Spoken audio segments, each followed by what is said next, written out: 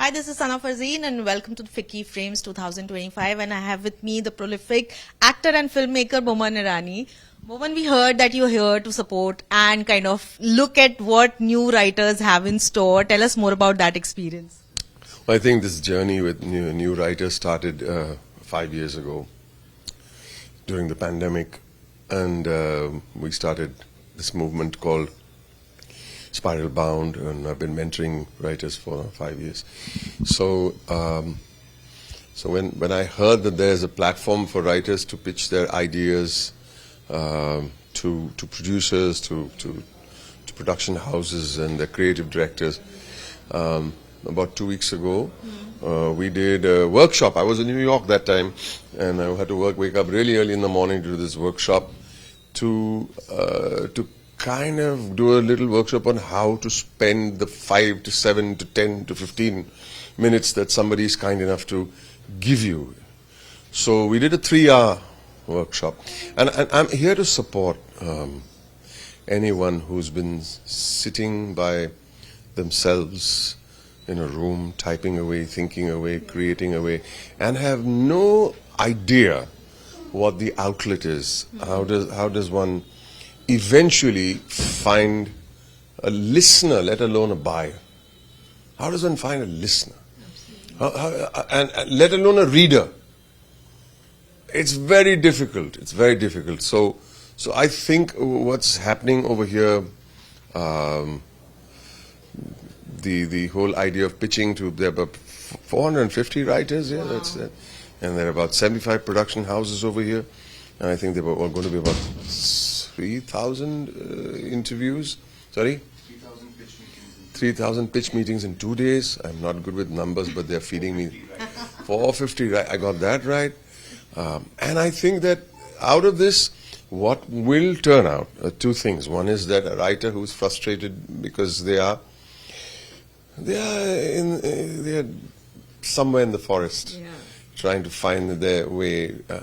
But also, I think it's a great opportunity for producers to find the talent, find the idea, find the tone, find a voice, something new, something fresh.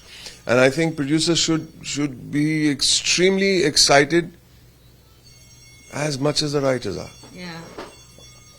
You see, and I'm extremely hopeful that this will, there are 450 writers. Out of that, say 50 writers get their work done. The other 400 should not lose heart. Come again next year. Yeah. Don't stop. It takes time. Absolutely. But the challenge doesn't end there, Boman, because even after you've been picked, there's so much conversation around credit and, of course, the remuneration that writers get, the low remuneration that the writers get. What do you have to say about that, the commercial aspect of writing? Look, this is a problem. We need someone to, for the time being, I am the person I would like to believe that I've got 1,500 writers who I mentor, right? I can tell them how to write. Then I think somebody should step in and tell them how to be protected. However, maybe everybody says, you do the first one, do it at this rate and whatnot, and somebody steals your credit and what. But you live and learn. You've got to be smart. But first you got to come up with a good script.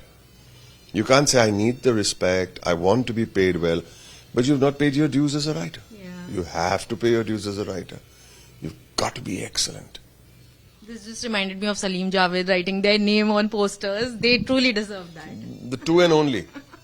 Absolutely. But if you have to give us like quick tips to writers right now, because we don't have a lot of time, but quick mentoring tips that Boman can actually give to writers, what would that be? I don't know where to start. I really don't, because we've done 820 sessions online. Yeah. And I've been teaching and teaching and teaching. And the only thing is, the big tip that I can give, now that you've been asked, is that whatever you learn, whatever you read, whatever you experience, please don't use this as fodder for intellectualism. Make it fodder for application that goes on your page. If it doesn't go on your page, all that you have learned, all that you have seen, all that you have read, It's a real pointless exercise to say, I know this, I know that, I've seen this movie and this is my takeaway. Nobody gives a damn. People give a damn whether this film, what you put on these words that you put on the page can make a great film. Absolutely. That's it. Yeah. And of course, leaving aside the writer aspect, as an actor, as a filmmaker, what do you have to say of the business of cinema, which we are all discussing about how films aren't earning as much as they should be? There are a few very great films that we've seen this year, but not many are actually managing to earn that number. What do you think is where we are lacking as the industry? A little bit of guts, maybe. A little bit of guts, not to play completely safe. Sometimes you need, like what happened to Hollywood in the 70s. Everything was, the big, and then suddenly you had a whole slew of, a generation of directors who went and got arrogant, and of course, but I think people have to take a chance on something new, fresh, a new voice. Otherwise we're going to go see different but same. Yeah. Go and say, this meets that. No, I want to hear new voices.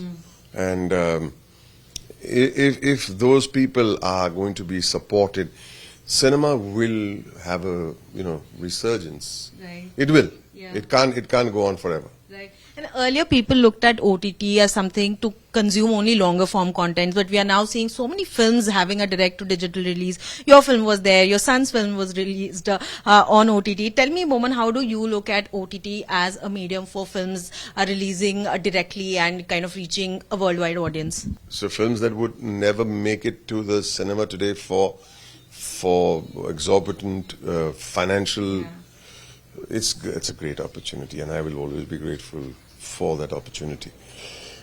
However, I think if I would love it, like back in the day there were films made by Mr. Benegal, by Mr. Basu Chatterjee, and they used to come in the morning show, and somehow they always got the big screen, and then it can go to OTT. So I'm jumping the gun over here, but I'm grateful that the film gets made. Yeah. That's a big load off people's heads. Yeah.